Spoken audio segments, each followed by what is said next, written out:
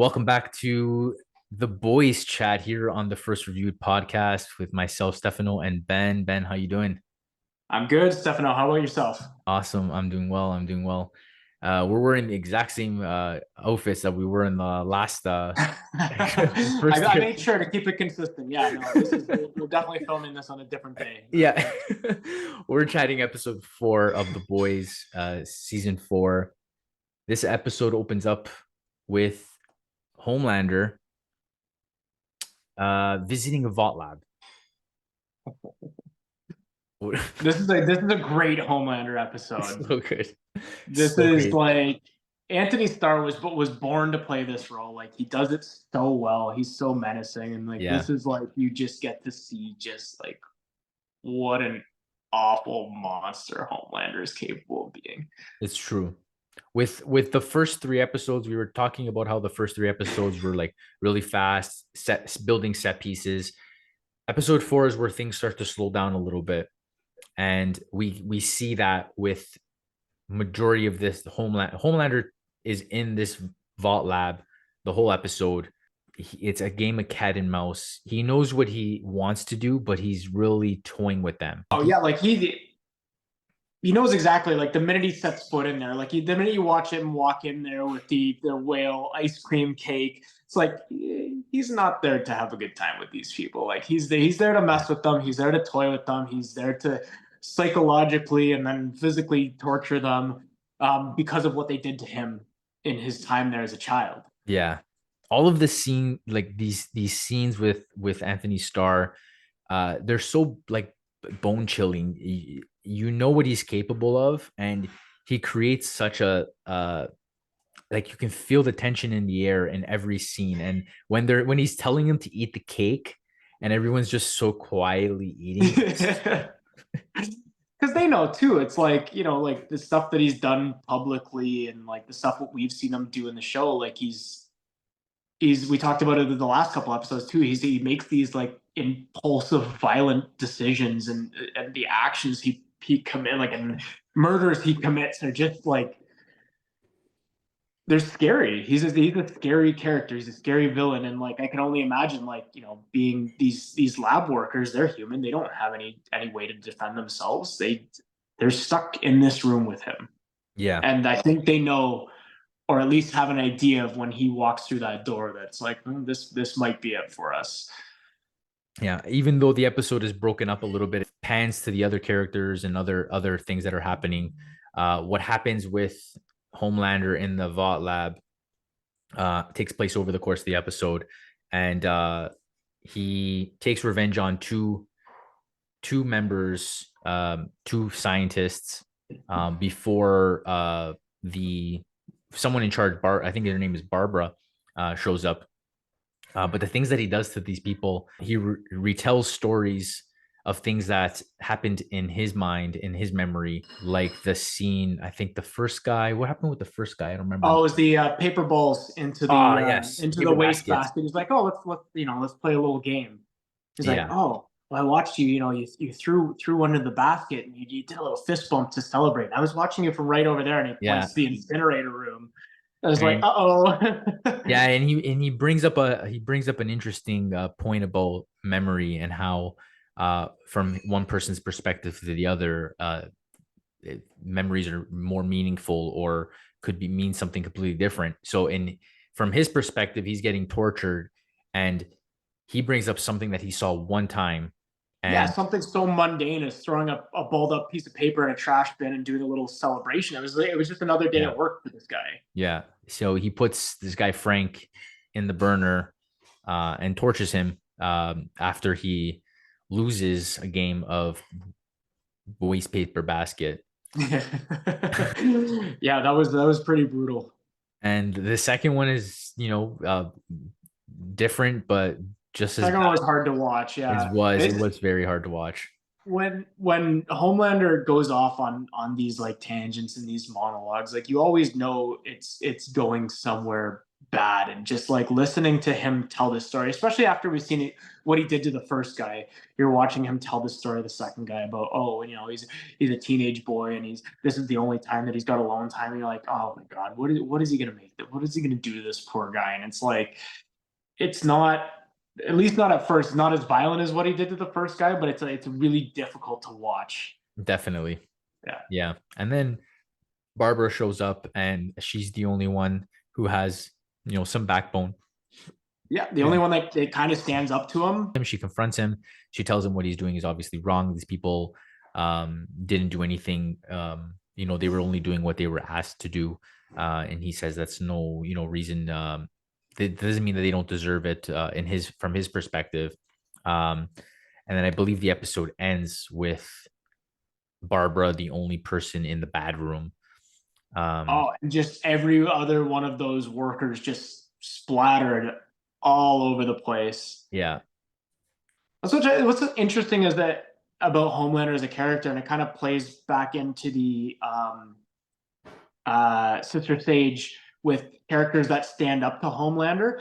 He doesn't like it, but I think at the same time he kind of does. Like the those authoritative figures kind of do something for him because Hmm. he leaves this woman alive. She's the only one that had the guts to stand up for him, and she's the only one that makes it out of that situation alive. I mean, what she had to see is pretty scarring for life, but Yeah.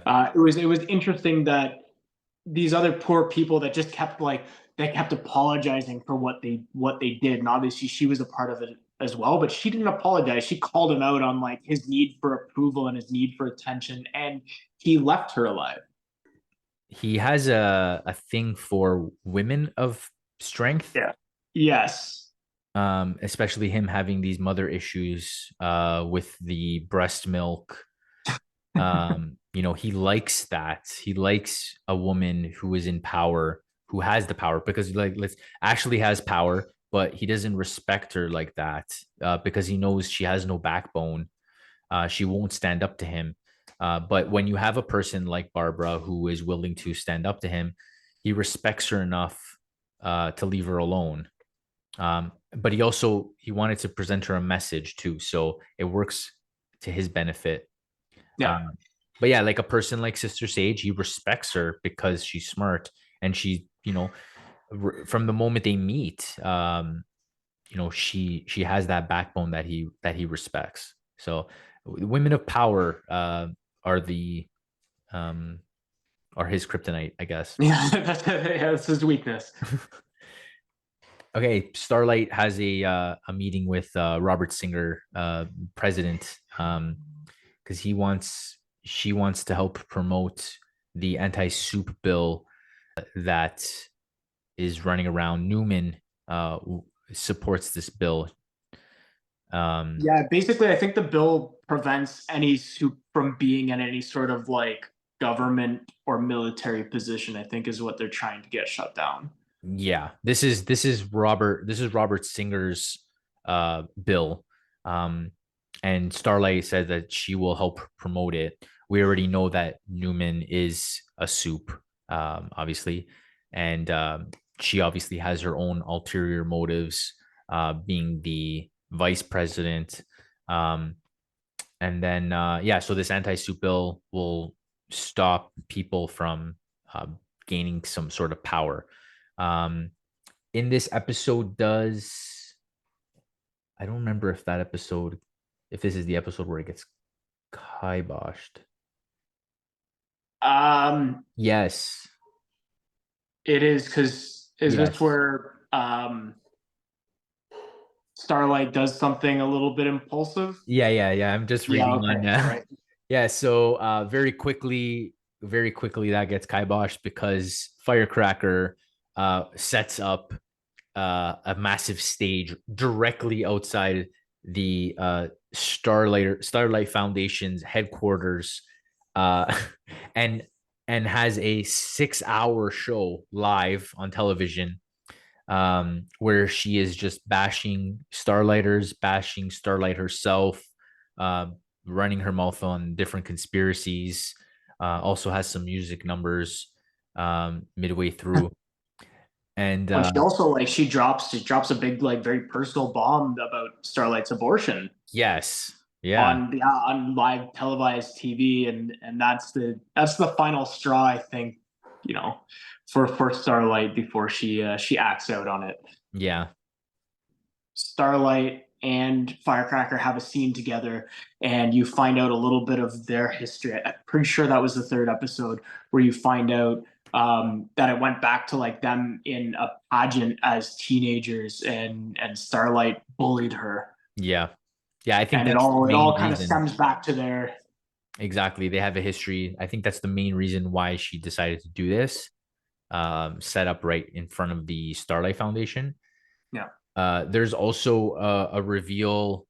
Butcher and Mother's Milk catch Firecracker right outside her trailer and threaten her with a tweet um, that she was with a 15-year-old boy, and Firecracker doesn't give a shit No, and she sends decides it herself. she's She's like, why don't I just post it myself? yeah. And she managed to flip it. She managed to flip it in the same performance, the same stage. She managed to say God forgave me for it. And She turned it into like a religious saving. It's like I was yeah, born again after yeah, that. I yeah, sinned and he forgave me, and everybody in the audience ate it up. yeah. They ate it up completely. Huey's dad is gonna be taking off light support in this episode. Huey asks A Train for V from Homelander's office. So he's asking A Train to do something very dangerous.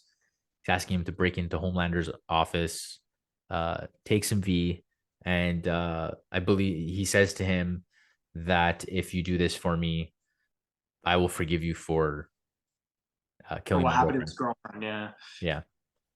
He does. He gets him the V in this episode. He goes into Homelander's office, finds his all his weird drawers, his drawer of gray pubes, and What is that? I What think is it's he because doing? he's aging, so I think it's just gray hairs Okay, that he's plucking from his nether regions. interesting. Um, I did not understand that what was going on, why he was plucking them. so I think it goes back to like again we were talking in I think it was the second episode with him getting kind of jealous of Ryan. You've got this new younger version of him, and he's aging, and like yes he has superpowers, but he's getting older, so Mm. he's looking at like oh he's out maybe out of his prime, and Uh, eventually he will be replaced. So I think he's grappling a little bit with kind of getting older. okay, the But yeah, marketability. A Train gets the V, and then Ashley catches him, and they have a little funny confrontation. He's like, "What are you doing in here?" And he zips up to the bathroom. He's like, "Oh, you left a floater in his toilet." She thought that would be enough for revenge. Yeah, it's like she's such a funny character. Like between this and like her, I think it was in Gen V where she's ripping her. I can't remember if it was last season of The Boys or Gen V where she's pulling her hair out and she's like completely bald from stress, and like Yeah. her being like the dominatrix to who is it? One of the guys, one of the campaign guys. I can't remember this season. Did that happen yet? Did that happen yet? I think that was this Was that episode. this episode? Hold I on. think Oh yes, I think yes, it was yes. this one. It was this one or That's last one right. because then Yeah, you have a scene between that's the two right. of them where it's like I don't. Yeah, It's the what's his name? The guy. What does he run? I don't remember his name now. It's like, is it Cameron something? I can't remember. Yeah, yeah. She has him tied up in the office, and yeah, she's a dom. Yeah, I mean, he basically gets off of like her being in a position of power and having power over him, and now that she's lost that power, he's like, I don't need it Yeah, anymore. yeah, yeah. Like, Oh, yeah, yes, yes. That happened early. That happened, I think it was like yeah, episode 2 or something like that. yeah, And then when he finds out she's not the CEO anymore, yeah. He's just done with her. yeah, he's done with her. Yeah. So Huey gets the V from A Train, and it actually is Huey's mom who injects Huey's dad with the V, not Yeah, Huey. I mean, he was going to, and then at the last minute, he decided against it because you've got everybody he told about it. told him that he shouldn't be doing that and it was dangerous. And like everybody put that idea in his head. And he's like, what am I supposed to do? You've got people, I think it might be A Train that says to him, he's like, I think you're just supposed to let him die, is Yeah. what you're supposed to do. And it's like, that is the right decision. Like it's awful. It's hard. Um, and he does decide that that's the right choice. And then his mom finds it. He leaves the room to get coffee and his mom finds it. And I think that's, yeah, that's where the episode ends with his dad's eyes opening. Yeah. That's right. A few episodes so far have ended with that. Um, if you look at the pattern, they've ended with the Huey's storyline in the Mm-hmm. hospital. Kind of, Yeah, the first episode has his mom showing up. This episode 4 had, his dad coming out of the coma. Um, yeah, it is interesting. oh, in this episode, we also figure out what Sister Sage is doing with that piece of metal that was on the table when she hooked up with the Deep. Oh, is that in this one? Oh, yeah. Yeah. So yeah, she's basically giving herself a frontal lobotomy Yeah. to make herself dumber. Yeah. Because we find out that, like, obviously we know she doesn't have physical superpowers, but her brain just keeps growing and regenerating. So she just keeps. Oh God, that was hard to watch. It's a very gory show, Yeah, and you it like doesn't put it like right it's here. over the top. It's very silly.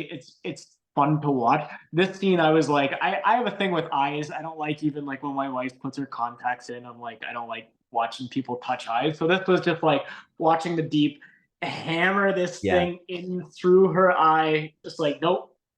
Yeah. No, I Maybe agree. squirm a little bit. Yeah, me too. I'm squirmy when it comes to my eyes as well. Yeah.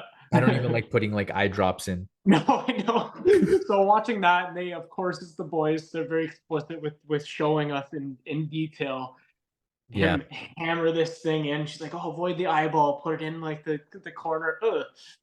Yeah. I Yeah, guess she likes having moments of uh in her mind, it's, I guess it's just relaxation because she's not processing a million things at once. She gets to relax a basically little like bit. basically like her version of like smoking weed or taking drugs and just like mellowing out. Yeah. So yeah, Yeah. Or toning herself down to a normal person, I guess. where she can just relax and Relax. chill. It basically covers it all. Next week we'll have a lot to talk about. Yeah. Episode 5 is a big one. Yeah. Episode 5 is definitely a big one. All right. I think that's it for now. Cool. Awesome.